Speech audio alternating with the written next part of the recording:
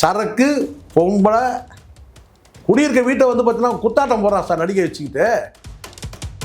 Bedroom வரைக்கும் கொஞ்சம் மனைவி இருக்கிற இடத்துல கொண்டு வந்து பார்த்தீங்கன்னா ஒரு நடிகை படுக்க வைக்கிறல்ல, பிரச்சனை அங்கே தான் கிளம்புது. மாமா மாமா உங்ககிட்ட பணம் இருக்கு மாமா, மாமா மாமா உங்ககிட்ட புகழ் இருக்கு மாமா, மாமா மாமா உங்ககிட்ட அதிகாரம் இல்லை மாமா.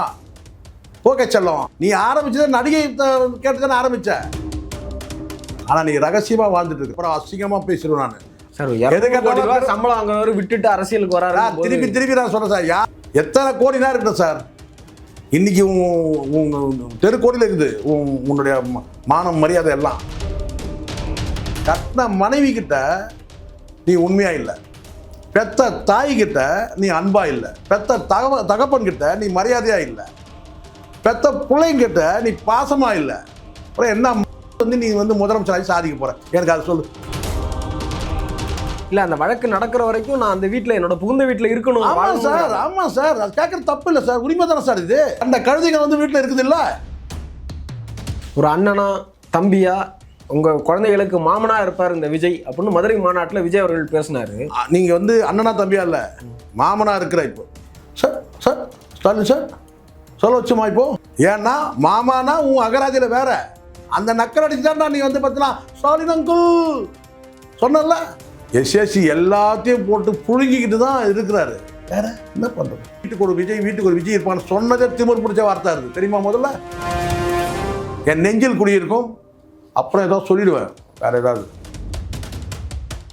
தெரியுமா உங்களுக்கு தனிப்பட்ட முறையில்? ஆமாம் சார், என் வீடியோலாம் எடுத்து பாருங்க சார், கீழே கமெண்ட்ல பாருங்க சார். எனக்கெல்லாம் அமைச்சுன்னு இருக்காங்க என் நண்பர்கள். போகண்டா இந்த ஆதவர்த்தினா, இந்த புஷி ஆனந்த் எல்லாம் மனைவியால் புறக்கணிக்கப்பட்டவனுங்க எல்லாமே. புதிய சிந்தனை நேயர்கள் அனைவருக்கும் வணக்கம். நான் உங்கள் கார்த்திக் ராஜா. இன்னைக்கு நம்மோட அரங்கத்தில் யார் வந்து இணைஞ்சிருக்காங்க அப்படின்னா, பத்திரிகையாளர் திரு சேகுவேர் அவர்கள் தான் இணைஞ்சிருக்காங்க. வாங்க அவங்களை சந்திக்கலாம். சார் வணக்கம். வணக்கம் கார்த்திக். வணக்கம். நலமா சார்? நலமா இருக்குமா. விஜய் அவர்கள் இந்த மாதிரி இதுக்கு வந்து முன்னாடியே ஒரு ஆடியோ லான்ச்ல சொல்றாரு, விமர்சனத்துக்கு நம்ம பதில் சொன்னா அது உண்மையாயிடும், வதந்திக்கு உண்மை சொல்லுங்க. முடியாத ஆட முடியாத அப்புறம் அசிங்கமா பேசிடுவேன் நான். ஆட முடியாத டான்ஸ் ஆடுறதுக்கு அதுதான் இது முடியாதுண்ணா. இந்த இதுவே ஸ்டேஜே சரியில்லை, இந்த ஹால் சரியில்லை, கோணலாக இருக்கு, ஆட தெரியாத நாய்கள் இப்படி தான் பேசும். ஒழுக்கமாக இருக்கிறதுக்கு கதி இல்லை உனக்கு, ஒழுக்கத்தோட வாழணும்னு சொல்ற தகுதி இருக்கா உனக்கு? நான் கேட்குறேன். திரு விஜய் அவர்கள் வந்து அரசியல் கட்சி ஆரம்பிக்க போறாரு அப்படிங்கிற அந்த திட்டத்தில் இருக்கும்போது அது பிடிக்காம தான் அவங்களுக்குள்ளார கருத்து வேறுபாடு வந்ததாங்கலாம் சொல்றாங்களே, அது சார் திருப்பி சொல்லுதா? பிடிக்காத கூட இருக்கட்டும் சார், நீ பொண்டாட்டிக்கு பேச்ச கேளு, பிடிக்காத கூட இருக்கட்டுமே. இல்லை பொண்டாட்டியை சமாதானப்படுத்து, காம்ப்ரமைஸ். நீ ஆரம்பிச்சதை நடிகை கேட்டு தானே ஆரம்பிச்ச. மாமா மாமா உங்ககிட்ட பணம் இருக்கு மாமா, மாமா மாமா உங்ககிட்ட புகழ் இருக்கு மாமா, மாமா மாமா உங்ககிட்ட அதிகாரம் இல்லை மாமா. ஓகே செல்லம், அதிகாரம் தானே. நடிகையை விட்டுட்டு வந்ததெல்லாம் சார், கட்சி என்னைக்கு தொடங்குனியோ அன்னைக்கே உன்னுடைய கொள்கை இலக்கு எல்லாத்தையும் தத்துவம் எல்லாத்தையும் கோட்பாடு எல்லாத்தையும் வைக்கணுமா? ஈக்கு கூட போடாத கட்சியை தொடங்கிட்டு அதுக்கப்புறம் நீ ஒன்று ஒன்றா ரெடி பண்ணிக்கிற தெரியல. அதில் ஒரு அரசியல் கட்சி தொடங்கும் போது கொள்கை வேணும்ல சார். சம்பளம் வாங்குறவரு விட்டுட்டு அரசியலுக்கு வராரு. திருப்பி திருப்பி நான் சொல்றேன் சார், யார் சார் 200 கோடி சம்பளம் கொடுத்தாங்க? யாரு கொடுத்தாங்க? இவனா சொல்லிக்கிறது. யார் 300 கோடி போட்டுக்குங்க, யாரு தான் சொல்ல போறாங்க? எத்தனை கோடி தான் இருக்கட்டும் சார். இன்னைக்கு தெருக்கோடியில் இருக்குது உன்னுடைய மானம் மரியாதை எல்லாம் ஆயிடுச்சு இல்லை? எத்தனை கோடி சம்பாதிச்சேன் பிள்ளைய வந்து பார்த்தீங்கன்னா இன்னொரு இடத்துல வந்து வாடகை வீட்டில் தானே விட்டு வச்சிருக்க? சொல்லுங்க. ஒரு பிள்ளை வந்து பார்த்தீங்கன்னா வந்து லண்டனில் படிக்குது, சாப்பிட்டியான்னு கேட்டிருப்பியா? இன்னைக்காச்சும் மகள் தானே, பெற்ற மகள் தானே, சாப்பிட்டியான்னு கேட்டிருப்பியாடா என்னைக்காச்சும்? அம்மா அப்பாவும் வந்து கிரகப்பிரசம் பண்ணாங்க, மாடு கூட வந்துச்சு, நீ வந்தியா? கிரகப்பிரசத்துக்கு மாடு வந்து நீ வந்தியா? புள்ள தானே நீ, அவ்வளோ பெரிய ஆளா நீ? அது கூட போக மாட்டியா? பைத்திய மாதிரி வந்து பார்த்தீங்கன்னா 4 சோத்துக்குள்ளே பார்த்தீங்கன்னா வந்து சரக்கு அடிச்சுட்டு போதையில் 24 மணி நேரம் உழண்டு கிடக்குறான். அவங்ககிட்டலாம் நாட்டை கொடுத்துட்டு என்ன தெரியும் அவனுக்கு? சரக்கு பொம்பளை குடியிருக்க வீட்டை வந்து பார்த்தீங்கன்னா குத்தாட்டம் போடுறான் சார் நடிகை வச்சுக்கிட்டு. நான் தானே முதல்ல சொன்னேன், ஒரு நாளைக்கு வெடிக்கும்னு சொன்னேன். இதை விட பெருசாக ஒன்று இருக்குன்னு சொல்லி தானே இருந்தேன். இப்போ சொல்கிறீங்க நீங்கள் டிசம்பர்லேயே வழக்கு. நான் இதைத்தான் இங்கே கூட பேசவும் சொல்லியிருக்கேன். இந்த 41 பேரில் இதை விட பெருசாக ஒன்று இருக்குது, இதை விட பெருசாக ஒன்று இருக்குன்னு சொன்னேன்னா இப்போவும் சொல்கிறேன். இதை விட இதே நீ கடந்து போகிறன்னு நினைக்கிற அந்த தற்கொலை கும்பலை வச்சுட்டு பேச விட்டு கடந்து இதை விட பெருசாக ஒன்று இருக்குது, இதை விட பெருசாக ஒன்று இருக்குது. விஜய் அவர்கள் அதற்கு ஒரு எதிர்வினை கட்டத்தில் நல்லா புரிஞ்சுங்க. இங்க போராளிகள் பல பேர் உண்மையா போராடினவனே நல்லா புரிஞ்சுங்க. இரணையன் ஒருத்தர் வாழ்ந்தார் தெரியுமா உங்களுக்கு? வாட்டாக்குடி. அந்த வாழ்க்கை தெரியுமா உங்களுக்கு?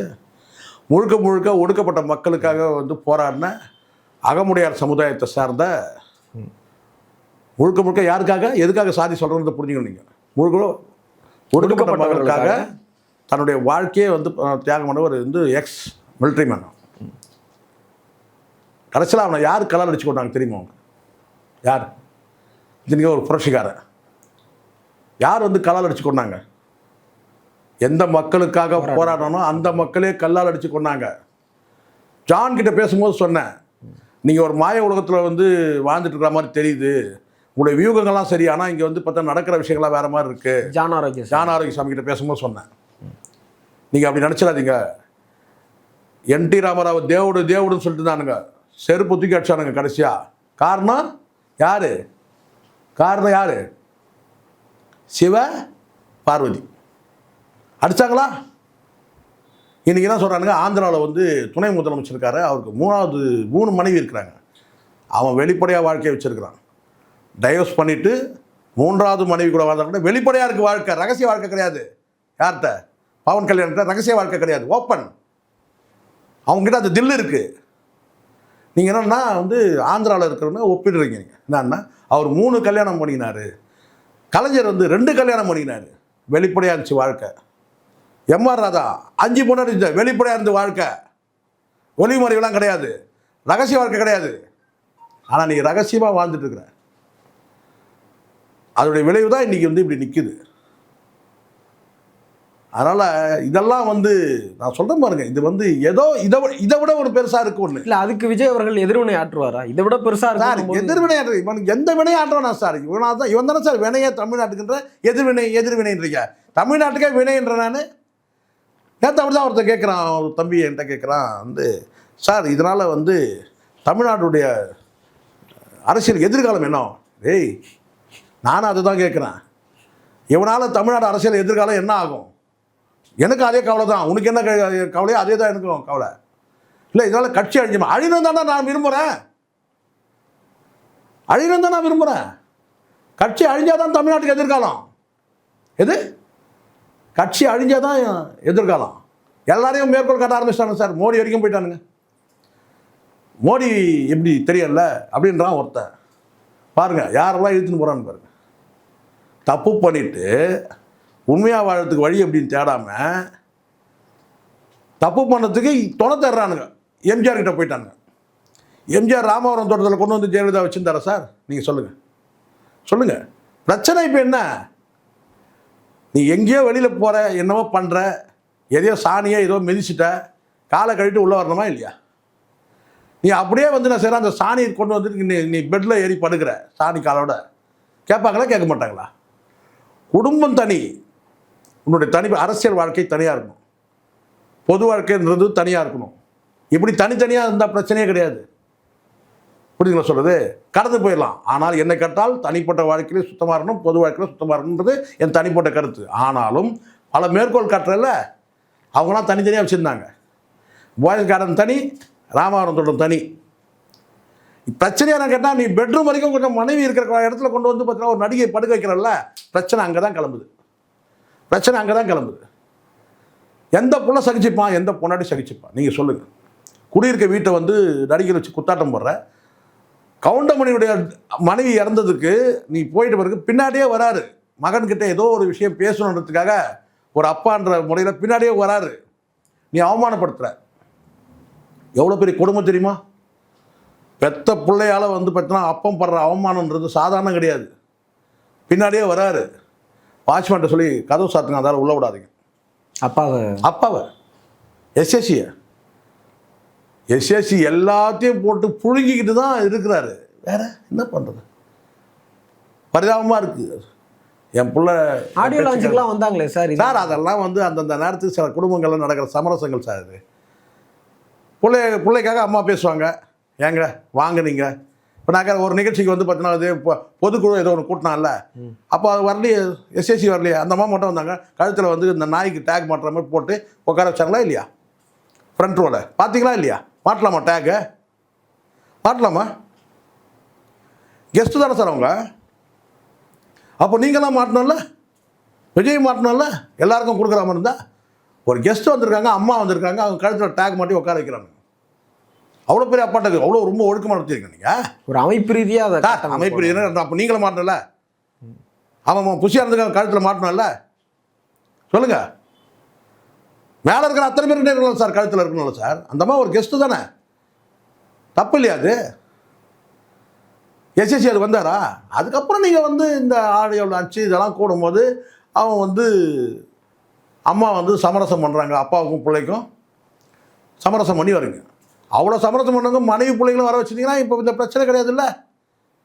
உச்சபட்சமாக அதையும் கடந்தாங்கல்ல. யோசிச்சு பாரு. நீங்கள் கேட்குறீங்க டிசம்பரில் சொல்லிட்டு, ஆடியோவில் எப்போ நடந்துச்சு? டிசம்பரில். அப்போ அதெல்லாம் அவங்க பார்க்குறாங்க. மேலே மேலே அவமானப்படுத்துறது தானே இது. நீங்கள் தானே கூப்பிடணும். அந்த இடத்துல கௌரவமாக வந்து பார்த்தீங்கன்னா மனைவி பிள்ளைகள் இருந்தால் எப்படி சார் இருந்திருக்கும் அந்த விழா? யார் வேணால் வரலாம் சார், லட்சம் பேர் வரலாம் சார், இத்தனை ஆயிரம் பேர் வந்துட்டான், அத்தனை ஆயிரம் பேர் வந்துட்டான். நீங்கள் அங்கே மனைவி பிள்ளைகள் இருந்தால் தானே உனக்கு கௌரவம். நீ தான் கடைசி படம்னு சொல்கிற. இப்போ புரியுதுங்களா? அவங்க ரசிகையாக இருந்து திருமணம். ஆமாம், ரசிகையாக இருந்து வந்தவங்க அழைப்பு கொடுத்துடணுமா இல்லையா? அதனால் அந்த அம்மா ஒரு பொறுத்தது போதுன்னு தான் அவங்க வந்து ஒரு கட்டத்தில் வந்து பொங்கி எழுந்து தான். உண்மையிலே இதுக்கு மேலே பொறுக்க முடியாது.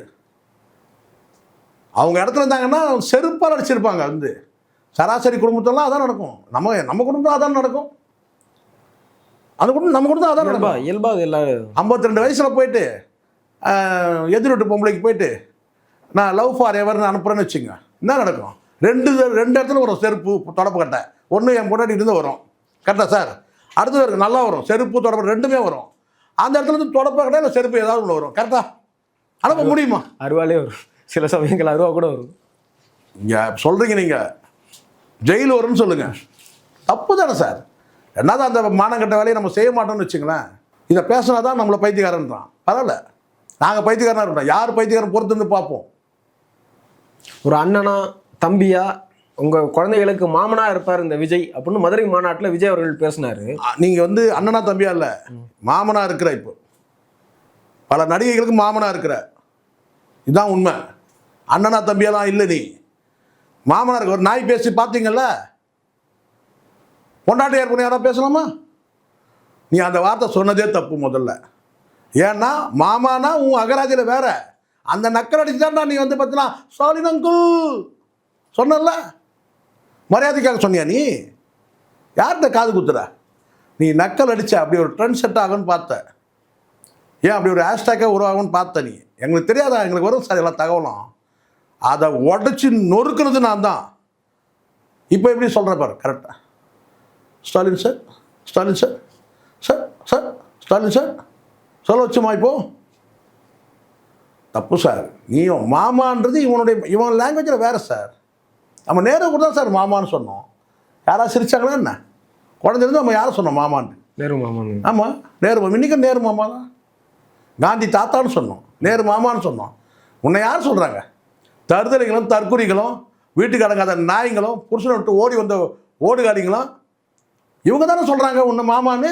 இப்போ யார் சொல்கிறது? ஒரு நாய் சொல்கிறது பார்த்தீங்கல்ல?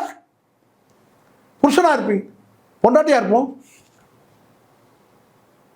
இது இப்போ ஒரு கண்டிச்சு ஒரு அறிக்கை வந்திருக்கா சார்? இப்போ சொல்லுங்கள். நீங்கள் இந்நேரம் வந்திருக்கணும்ல. இப்படியா கண்ணிய குறைவாக பேசாதீங்க ஒரு வார்த்தை. இப்போ புரியுதுங்களா? இதுதான் எல்லாத்தையும் மூல செலவு பண்ணி வச்சுருக்காங்க. அந்த வார்த்தை நக்கல் திமிர் பிடிச்ச வார்த்தை. அந்த வார்த்தை வீட்டுக்கு ஒரு விஜய் இருப்பான்னு சொன்னதே திமிர் பிடிச்ச வார்த்தை இருக்குது தெரியுமா? முதல்ல எப்படி சொல்ல நீ? வீட்டுக்கு ஒரு விஜய் அதுவே திமிர் பிடிச்ச வார்த்தை சார். அது உங்களில் ஒருத்தனா இருக்குங்கிறதுக்கான வார்த்தையாக சார். உங்களில் அதெல்லாம் கிடையாது சார். அதுக்கெல்லாம் வார்த்தை நிறைய இருக்குது சார். இங்கே உங்கள் உடன்பிறவா சகோதரன் சொல்லிட்டு போயிட்டே இருங்க சார். இங்கே உடன் பிறப்பேன்னு சொல்லிட்டு போயிட்டே இருக்கணும் சார். இங்கே ரத்தத்தின் ரத்தங்களே சொல்லிட்டு போயிட்டே இருக்கணும். என் நெஞ்சில் குடியிருக்கும். அப்புறம் ஏதோ சொல்லிடுவேன், வேறு ஏதாவது. நெஞ்சில் குடியிருக்கும். அண்ணன் தம்பின்ற அந்த வார்த்தைக்கெல்லாம் ஒரு அர்த்தம் இருக்குது சார். இங்கே ஒரு உறவு முறைக்கும் ஒரு வார்த்தை அர்த்தம் இருக்குது. சொல்கிறக்கூடியவங்களை பொறுத்து இருக்குது, எடுத்துக்கிறக்கூடிய பொறுத்து இருக்குங்க. எந்த கும்பலில் போய் எந்த வார்த்தை சொல்கிறேன்? ஏற்கனவே வந்து என் புருஷனை விட்டு வரேன், நான் அதுக்கிட்ட போய் நான் மாமனாக இருப்பேன்னு சொன்னால் அப்புறம் ஏதாவது சொல்லிட போகிறது. இறுதியாக ஒரு கேள்வி. திரு விஜய் அவர்களுக்கு ஆதரவாகவும் இந்த சிக்கல் எல்லாத்தையுமே வந்து திமுக தான் பின்னணியில இருந்து இயக்குதுங்கிற மாதிரி பேசுறதாக, அதாவது இன்ஃப்ளூயன்சர்ஸ்க்கு வந்து பேசுறதா ஒரு ஆடியோ கூட சமூக வலைதளங்களில் பரவுது. அது உண்மையிலே அப்படி நடக்குதா? காசு சார், காசு கொடுத்து பேச வைக்கிறாங்க சார். நேற்று நைட்லேருந்து நடக்குது சார். என் குரலை நிறுத்தத்துக்கு என்னெல்லாம் பண்ணிட்டு இருக்கிறான்னு தெரியுமா உங்களுக்கு? ஸோ தனிப்பட்ட ஆமாம், பேசக்கூடாதுன்றது எப்படி என் குரலுக்கு வந்து பார்த்தீங்கன்னா இருக்கிறதுக்கு எல்லா வேலையும் பண்ணுறாங்க. எவ்வளோ அசிங்கமான ஆபாசமாக வந்திருக்கு தெரியுமா செய்திகள்லாம், தெரியுமா உங்களுக்கு தனிப்பட்ட முறையில்? ஆமாம் சார், என் வீடியோலாம் எடுத்து பாருங்கள் சார், கீழே கமெண்ட்டில் பாருங்கள் சார். எனக்கெல்லாம் அனுப்பிச்சுன்னு இருக்காங்க என் நண்பர்கள். போவேண்டா, நான் இப்போ பேசுறதுக்கு சத்தியத்துக்கு பேசுகிறேன். என் குழந்தை, என் மகளுக்கு இப்படி ஒரு நிலைமை வந்தால் நான் எப்படி கொந்தளிப்பேனோ அந்த மாதிரி தான் கொந்தளிக்க இருப்பேன் நான். ஏன்னா என் மகள் சங்கீதா, என் மகள் பிள்ளைகள்லாம் வந்து பார்த்தீங்கன்னா என் குழந்தைங்கள தான் நான் பார்க்குறேன். வேறு இன்னொரு குடும்பமாக பார்க்குறேன். விஜய்க்கும் சேர்த்து தான் நான் பேசியிருக்கிறேன். இப்போ நான் செருப்பால் அடித்தாலும் வீட்டை புள்ள தப்பு பண்ண செருப்பாக அடிப்பாங்கள்ல, அப்படி தான் இந்த பேச்சு. தப்பு இல்லையா சார்? என்னடா பணம் பணம் பணம், காசு பணம். விஜயகாந்த் சொன்னார்ல, என்ன காசு பணம், எவ்வளோ நாள் வச்சு ஆடிடும் நீ? என்ன பெரிய கல்ட்டு நீ? என்ன பெரிய கல்ட்டு? வந்துக்கிட்டே இருப்பான் புதுசாக. தியாகராஜ பாகவத் எவ்வளோ பெரிய கல்ட்டு தெரியுமா? ரோட்டில் போனால் சும்மா அப்படியே கண்ணடிப்பாங்களாம். அவர் காரில் போய் அப்படி இறங்கினாருன்னா பார்த்தீங்கன்னா வந்து தெருவில் இருக்க பொண்ணுங்கள்லாம் கண்ணடிப்பாங்களாம் அவரை பார்த்து. கடைசியில் ஆச்சு, கண் பார்வை இல்லாமல் போச்சு. ஜெயிலுக்கு போய்ட்டு வந்தால் கண் பார்வை இல்லாமல் செத்தார். அப்பா ரோலுக்கு கூப்பிட்டாங்க, மாமனார் ரோலுக்கு கூப்பிட்டாங்க அவரை. எவ்வளோ பெரிய கதாநாயகம், எப்படிப்பட்ட கதாநாயகம் தெரியுமா? பியூ சின்னப்பா எப்படி, எவ்வளோ பெரிய கல்ட்டு. எம்ஜிஆர் எவ்வளோ பெரிய கல்ட்டு. தப்பிச்சார் மயிரிழையில் வந்து பார்த்தீங்கன்னா வந்து முதலமைச்சர் ஆனார். இல்லைன்னா அவருடைய வாழ்க்கை வந்து பார்த்தீங்கன்னா வந்து அரசியலில் வந்து பணத்தெல்லாம் இருந்து அன்றைக்கி வந்து ஜானகி சப்போர்ட் பண்ணாங்க. அந்த சொத்துக்களை வச்சு ஒரு அரசியல் கட்சி தலைவராக ஆனார். இல்லைன்னா அவ்வளோதான். இன்றைக்கி இவனுக்கு என்ன பிரச்சனை? சினிமாவில் போச்சு, அவ்வளோதான். கோட் படம் ஓடலை, அதிர்ச்சியாக இருக்குது. இந்த கல்ட்டை வச்சுட்டு இந்த இதை வச்சுட்டு வந்து நம்ம ஒரு அரசியல் கட்சி தலைவர் ஆகிடணும், வந்துடணும், முதலமைச்சர் ஆகிடணும். காரணம் அதை ஒழுங்காக செஞ்சுருந்தால் இந்நேரம் அதுக்கான வேலை நடக்கும். திட்டமிட்டு மெல்ல மெல்ல படிப்படியாக வந்தால் இல்லை. ஜான் ஆரோக்கியசாமி உண்மையிலே நல்ல மனுஷன். நான் பழகணும் பேச வரைக்கும் சொல்கிறேன். அந்த ஆள்கிட்ட ஒரு டிசிப்ளின் உண்டு, பேச்சில் டிசிப்ளின் உண்டு, பழகிறதுல டிசிப்ளின் உண்டு, வியூகத்தில் அறிவாளி. இப்போ தான் ஸ்ட்ரகிள் பண்ணிருக்கிறான். இப்போ தான் ஸ்ட்ரகிள் பண்ணுறாங்க. இந்த தற்கொலைகள் கிட்ட சர்க்குலர் யார்? இந்த ஆதவ் அர்ஜுனா, இந்த புஷி ஆனந்த் எல்லாம் மனைவியால் புறக்கணிக்கப்பட்டவனுங்க எல்லாமே. இப்போ வெடிச்சு வெளியே வந்துச்சா? இப்போ அடுத்தது வரும் பாருங்கள், கொஞ்சம் பொறுத்து பாருங்கள். இவன் அமாவாசை போனோம் அத்தனை பேரும் எல்லாமே பாரு சார். ஆதவ் அர்ஜுனாவுக்கு பொண்டாடி கிடையாது சார். புஷி ஆனந்துக்கு பொண்டாடி இருக்குது இல்லை, இவனுக்கு இருக்குது இல்லை. எல்லாருக்கும் வந்து பார்த்தீங்கன்னா மனைவியால் வந்து கைவிடப்பட்டவர் சார். அவங்க அந்த கட்சி பேரை மாற்றணும். இது தமிழக வெற்றி கழகம் கிடையாது, மனைவியால் விரட்டப்பட்டவர் கழகம். எல்லாரும் எவனுக்கும் பொண்டாட்டியோட வாழலை, எவனாவது பொண்டாட்டி காட்டுங்க சார். நீங்கள் இது நல்ல ஒரு ஃபங்க்ஷனுக்கு வந்து பார்த்தீங்கன்னா வந்து மனைவியோடு வந்தார், காட்டுங்க சார். ஏதாவது புஷியானதை காட்டுங்க, ஆதவ் அர்ஜுனா காட்டுங்க. இல்லை தனிப்பட்ட கேட்டுங்க. எது தனிப்பட்டவர்? பொது வாழ்க்கை வந்தால் பார்த்தீங்கன்னா வந்து ஒரு தனிப்பட்ட வாழ்க்கை சுத்தமாக இருக்கக்கூடாதா? என்ன ஆளணும்னு நினைக்கிறீங்க, என் மக்கள் ஆளணும்னு நினைக்கிறீங்க. உங்களை ஒழுக்கத்தை பற்றி நான் கேட்கக்கூடாதா கேள்வி? சொல்லுங்கள். நாளைக்கு எங்கள் குடும்பத்தில் இருக்கிறவங்களுக்கு இல்லை நீங்கள் தமிழ்நாட்டு பெண்களுக்கு பாதுகாப்பு இருக்கணும்ல சார். பொறுக்கி கூடாது முதலமைச்சர் பதவியில் உட்கார வச்சிங்கன்னா கேட்கக்கூடாது கேள்வியா? கேட்கக்கூடாதா? கேட்போம். என்ன ஆளுன்னு நினைக்கும் போது கேட்போம். நீங்கள் ஒரு நடிகராக இருந்துட்டு நம்ம ஏன் பேச போகிறோம்? இங்கே ஏகப்பட்ட நடிகர் இருக்கிறான் சார். ஒவ்வொருத்தன் வாழ்க்கை எப்படி வச்சுருக்கிறான். இது டிசைனாக வச்சுருக்கிறான். சினிமாவில் எப்படி டான்ஸ் இப்படி ஆடுறானுங்களோ அது மாதிரி தான் வாழ்க்கையை வச்சுருக்கிறானுங்க. நம்ம பேசிகிட்டு இருக்கோமா? அதெல்லாம் சொல்லுங்கள். நம்ம பேசுகிறோமா? பொது வாழ்க்கை வந்து முதலமைச்சர் பதவியில் பெரிய உட்காருனா உன்னை கேள்வி கேட்போம். நாங்கள் கேள்வி எங்கள் ஆளுன்னு நினைக்கிறோம்ல. அப்போ தனிப்பட்ட வாழ்க்கைன்னு கேட்டேன். பேசணும் சார். அப்போ தான் நாட்டுக்கு நன்மை. எங்கள் முதலமைச்சர் அவர் எப்படி வேணா இருப்பாரியா? இது முதலமைச்சர் சீட்லேயே உட்காந்து சரக்கு அடிப்பார். இந்த சைடில் வந்து பார்த்தீங்கன்னா ஒரு நடிகை, இந்த சைடில் ஒரு நடிகை. சொல்ல முடியுமா சார்? எப்படி இருக்கு நினச்சி பாருங்க. முதலமைச்சர் பதவி எப்படி இருக்கும்? மனைவிக்கிட்டே உண்மையால நான் சொல்கிறேன், கட்டின மனைவிக்கிட்ட நீ உண்மையாக இல்லை, பெத்த தாய்கிட்ட நீ அன்பாக இல்லை, பெத்த தகப்பன்கிட்ட நீ மரியாதையாக இல்லை, பெத்த பிள்ளைங்கிட்ட நீ பாசமாக இல்லை. அப்புறம் என்ன மயிறு வந்து நீ வந்து முதலமைச்சராகி சாதிக்க போகிற, எனக்கு அதை சொல்லு. மனைவிக்கிட்ட உண்மையாக இருக்கணும் சார். எப்படிப்பட்டவனும் உண்மையாக வாழ்றது யார்கிட்ட நீங்கள் வாழணும்? மனைவிக்கிட்ட வாழணும். அன்பாக யார்கிட்ட வாழணும்? அம்மா கிட்ட இருக்கும். மரியாதை யார்கிட்ட தான்? அப்பா கிட்ட. பாசம் யார்கிட்ட? பிள்ளைங்கிட்ட. இது எதுவுமே இல்லை. நடிகைகளை வச்சுட்டு ரூட்டுன்னு ஒரு அமைப்பை வச்சுக்கிட்டு நடிகைகளை வச்சுட்டு இவன் வந்து வியாபாரம் பண்ணினுங்கிற நீ, அதுக்கு ஒரு பினாமியை போட்டு, பொறுக்கி பையனை வந்து பினாமியை போட்டு அவனால் குடும்பத்தையே இழந்து, சொல்லுங்கள் சார், நாளைக்கு அந்த பிள்ளைகளை எப்படி சார், ஒரு பெண் பிள்ளை இருக்குது சார், அவனுக்கு எப்படி சார் அந்த வீட்டில் காலை வைக்க முடியும்? பொறுக்கிகளை சேர்த்து வச்சுருக்க வீட்டில் அந்த பொம்பளை பிள்ளைக்கு பாதுகாப்பு இருக்கா? முதல்ல நான் கேட்குறேன். குழந்தைக்கு தான் சொல்கிறேன், விஜய் குழந்தைக்கு தான் சொல்கிறேன், பெண் குழந்தைக்கு தான் சொல்கிறேன். பாதுகாப்பு இருக்கா வீட்டில்? உங்கள் வீட்டில் பாதுகாப்பு இருக்கா? நீ போதையில் இருப்ப, அத்தனை நாய்களும் போதையில் இருக்கும், குழந்தைக்கு பாதுகாப்பு இருக்கா? இதை கேட்கக்கூடாதா ஒரு மனைவி? சொல்லுங்கள் சார், கேட்கக்கூடாதா? தனிப்பட்ட வாழ்க்கைன்னு சொல்லிட்டீங்களா நீங்கள்? சார் அதே மாதிரி அவங்க ஜீவனாம்சம் அந்த கோரிக்கையை வந்து அவங்க முன் வச்சிருக்காங்க. அதில் அவங்க ரொம்ப முக்கியமாக சில விஷயங்கள் வைக்கிறாங்க. இதுலையுமே எங்கேயுமே வந்து திரு விஜய் அவர்கள் அவர் எங்கேயுமே காயப்படுத்தலை, அவங்க எங்கேயுமே அக்யூசியேஷனாக அதை வைக்கல. அவங்க என்ன சொல்கிறாங்கன்னா, இந்த கேஸ் முடிகிற வரைக்கும் நான் என்னுடைய வீட்டில், புகுந்த வீட்டில் வாழணும் அப்படிங்கிறத முதல் விஷயமா வச்சிருக்காங்க. அப்புறம் அவங்களோட குழந்தைகளோட எதிர்காலத்தை கருத்தில் கொண்டு அவர் வந்து எங்களுக்கு ஜீவனாம்சம் வழங்கணும் அப்படிங்கிற விஷயத்த முன்னாடிருக்கிறாங்க. சுருக்கமாக சொன்னால், இந்த விவாகரத்து இந்த அவங்க தாக்கல் பண்ண வழக்கில் வந்து கடுமையான குற்றச்சாட்டுகள் வந்து வைக்கலை. ஆனால் ஒரு பொதுவான குற்றச்சாட்டு வைக்கிறாங்க. இருக்கிற விஷயத்தை அதில் சொல்லியிருக்கிறாங்க. இப்போது முழுக்க முழுக்க ஒரு பெண் வந்து இந்த வாழ்க்கையே வேண்டாம், நம்ம வேற ஒரு வாழ்க்கையை, புதிய வாழ்க்கையை தொடங்கிப்போம், இல்லை வேற ஒருத்தரோட வாழ்க்கையை தொடங்கிப்போம்னு சொல்லிட்டு கேட்டாங்கன்னா அந்த விவாகரத்து வேறு மாதிரி இருக்கும். அது மியூச்சுவலில் கூட போயிடுவாங்க, அல்லது நோக்கமே விவாகரத்து தான் நோக்கமாக இருக்கும். அவங்க நோக்கம் அது கிடையாது. தன்னுடைய கணவன் வந்து ஒரு இடத்துல சிக்குண்டு கிடக்குறான், ஒரு புதைக்குழியில் விழுந்து இருக்கிறான், அவனை தூக்கணும், அதுதான் நோக்கமாக தெரியுது. நல்லா புரிஞ்சுங்க. விஜய் அவர்களை மீட்கணுன்றது தான் நோக்கமாக இருக்குது. இப்படியெல்லாம் அவர் வந்து எனக்கு வாக்குறுதி கொடுத்தாரு. ஒரு நடிகையோட வந்து பார்த்தீங்கன்னா அவர் வந்து திருமணம் கடந்த உறவில் இருக்கிறாரு, நான் வீட்டிலேயே இந்த மன உளைச்சலாரு, இப்படி வந்து பார்த்தீங்கன்னா வந்து இந்த நிவாரணங்கள்லாம் எப்படி இருக்குன்னு நீங்கள் பாருங்கள். நோக்கம் வந்து பார்த்தீங்கன்னா அவர் சொத்தெல்லாம் எனக்கு வந்து கொடுத்துருங்கன்னு கேட்குறதோ, அவருடைய வந்து பார்த்தீங்கன்னா வந்து மற்ற விவகாரங்கள் வந்து பார்த்தீங்கன்னா அரசியல் விவகாரங்கள் போகிறாரு, அந்த அரசியலுக்கெல்லாம் போகக்கூடாது ஏதாவது சொல்லியிருக்காங்களா? அதில் அவருடைய ப்ரொஃபஷனல் லைஃப்பை பற்றி ஏதாவது சொல்லியிருக்காங்களா? எதுவுமே இல்லை. அவங்க நோக்கம் எல்லாம் கேட்டால் அவங்க மன உளைச்சலுக்கு ஆளாகிறாங்க. வீட்டிலே நான் எப்படி இருக்கிறேன், தனியப்பட்டு இருக்கிறேன், என்னோட வந்து எனக்கு மரியாதை இல்லை, எனக்கு வந்து பார்த்தீங்கன்னா மன உளைச்சலை ஏற்படுத்துகிறாரு, என்னோடய உரிமைகள் பறிக்கப்படுது, என் பிள்ளைகளுக்கு வந்து பார்த்தீங்கன்னா வந்து ப்ரொவிஷன் கொடுக்க முடியல, இப்படி அவங்களுடைய நோக்கம் இருக்குது. அப்போ ஒரு ஊதாரிங்கிறத தான் அங்கே மென்ஷன் பண்ணுறாங்க. என் கணவர் இப்படிலாம் இருக்கிறாரு, தவறாக வழி அப்படி தான் சொல்கிறாங்களே தவிர ஒழிச்சிடணும், எனக்கு வந்து அவர் சொத்துலேருந்து எனக்கு பாதியை கொடுத்துருங்க, நோக்கம் அது கிடையாது.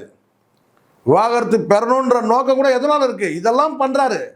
அப்போ இது பதில் மண்ணில் தான் இருக்குது. இல்லை இல்லை நான் இப்படி தான் இருப்பேன் அப்படின்னு சொன்னாங்கன்னா அப்போ அது வேறு மாதிரி இருக்கும். அதனால தான் சொன்னாங்க அழுத்தம் கொடுத்தால்னா என்ன பொருள்? புறவாசல் வழியாக மிரட்டுறது, அடிக்கிறது, துன்புறுத்துறது, இந்த மாதிரி இருக்கக்கூடாதுன்றது அவங்க சொல்கிறாங்க. பிள்ளைய அடிக்கிறதுன்றது என்ன நோக்கத்துக்காக அடித்தான்னு பாருங்க. பிள்ளை தப்பு பண்ணால் அடிக்கலாம் சார், தப்பு பண்ணதை கேட்குறான், அடிப்பியா நீ பிள்ளைய? பதிலுக்கு அவன் தூக்கி போட்டு மிதிச்சா என்ன இருக்கும்? அவனுக்கு 25 வயசு, உனக்கு 52 வயசு, சினிமா கிடையாது இது. நான் அந்த செஞ்சுருப்பேன், அப்போ அதுக்கு இப்போ நான் தூக்கி போட்டு மிதிச்சிருப்பேன். அம்மாவுடைய உரிமை பறிக்கும் போது எல்லா பிள்ளையும் கோவப்படுவான் சார், கோவப்பட்டால் தான் அவன் பிள்ளை. அதனால் இவங்களுடைய நோக்கம் வந்து எனக்கு அப்படி தெரியல. இவங்க நோக்கம் வந்து விவாகரத்து பெற்றுட்டு சொத்தெல்லாம் பிடிக்கிட்டு ஜீவனம் செய்யக்கூடாது, அப்படி கிடையாது. அவங்க தற்காலிகமாக தான் கேட்குறாங்க. நிரந்தரன்றது வேறு. விவாகரத்துன்னு முடிவாயிடுச்சுன்னா அப்போ நிரந்தரம் அது நடக்கும். தற்காலிகமாக அவங்க வந்து பொருளாதாரத்தில் நீ வந்து நெருக்கடி கொடுக்குற. இல்லை, அந்த வழக்கு நடக்கிற வரைக்கும் நான் அந்த வீட்டில், என்னோட புகுந்த வீட்டில் இருக்கணும். ஆமாம் சார், ஆமாம் சார், அது கேட்குறது தப்பு இல்லை சார், உரிமை தானே சார் இது, உரிமை தானே இது. கண்ட கழுதைங்க வந்து வீட்டில் இருக்குது இல்லை? அப்போ நீ வீட்டுக்கு சார், அப்பா அம்மாவை நீங்கள் வீட்டை விட்டு தொடங்க. அவங்க நினச்சதுன்னா அவங்க கோர்ட்டுக்கு போயிருக்கலாம். அப்பா அம்மா நீ புறந்தள்ளதே முதல் தப்பு. அவங்களே நினச்சா அவங்க போயிருக்க முடியும், அது சட்டத்தில் இடம் இருக்குது. ஆனால் அவங்க போகல. அதெல்லாம் மனைவி போகிறாங்க, நீ பொருளாதார நெருக்கடி கொடுக்குற, அப்போ அவங்க நீதிமன்றத்தில் நிவாரணம் கேட்குறாங்க, தப்பே கிடையாது. கோரிக்கைகள் எல்லாமே நியாயமாக இருந்தது. ரொம்ப அந்த பெட்டிஷன் வந்து பார்த்தீங்கன்னா ரொம்ப நியாயமாக இருந்தது. அரங்கத்திற்கு வந்து பல்வேறு கேள்விகளுக்கு பதில் சொல்லியிருந்தீங்க. உங்களுடைய நேரத்திற்கும் கருத்துக்கும் நன்றி சார்.